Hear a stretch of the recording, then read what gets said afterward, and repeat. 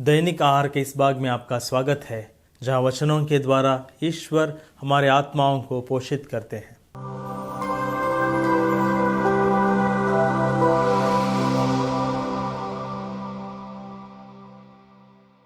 क्रिस्त में मेरे प्रिय भाइयों एवं बहनों, आज के इस समाचार में यीशु हमें सिखाते हैं कि कोई भी बाहरी चीज हमें अशुद्ध नहीं बना सकती, बल्कि जो हमारे भीतर से निकलता है वही हमें अशुद्ध करता है। अक्सर हम बाहरी नियमों, परंपराओं और दिखावे में फंस जाते हैं, लेकिन यीशु हमें हमारे दिल की ओर देखने को निमंत्रण देते हैं। वे स्पष्ट रूप से बताते हैं कि चोरी, ईर्ष्या, अहंकार, कपट और अन्य बुराइयां हमारे भीतर से आती हैं और यही हमें अशुद्ध बनाती है।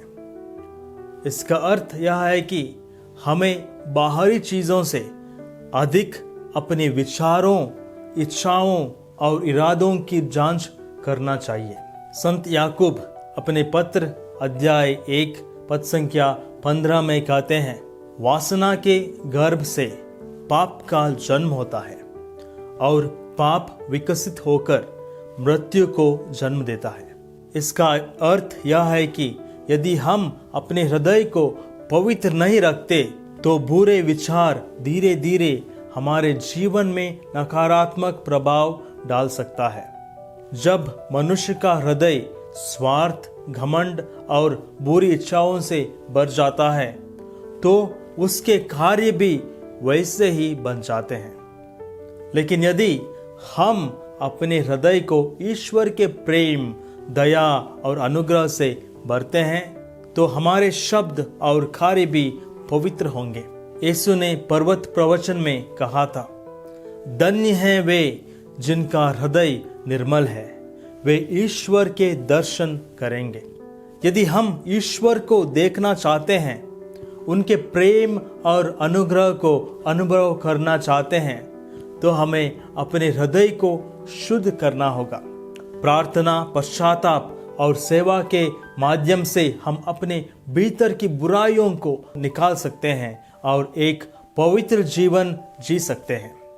हमें यह स्वीकार करना होगा कि केवल बाहरी धार्मिकता पर्याप्त नहीं है। सच्ची पवित्रता हमारे हृदय से आती है। यदि हमारे दिल सही जगह पर है, यदि हमारा मन और आत्मा ईश्वर की ओर केंद्रित है, तो हमारे जीवन में शुभता और पवित्रता की धारा बहेगी।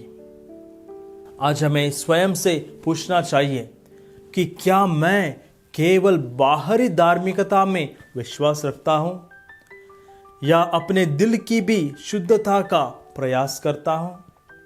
क्या मैं अपने विचारों और इच्छाओं को ईश्वर के अनुग्रह से शुद्ध करने के लिए कोशिश करता हूं?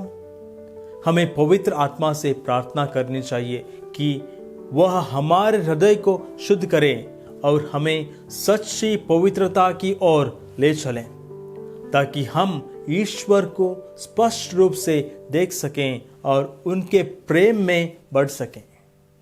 आमीन।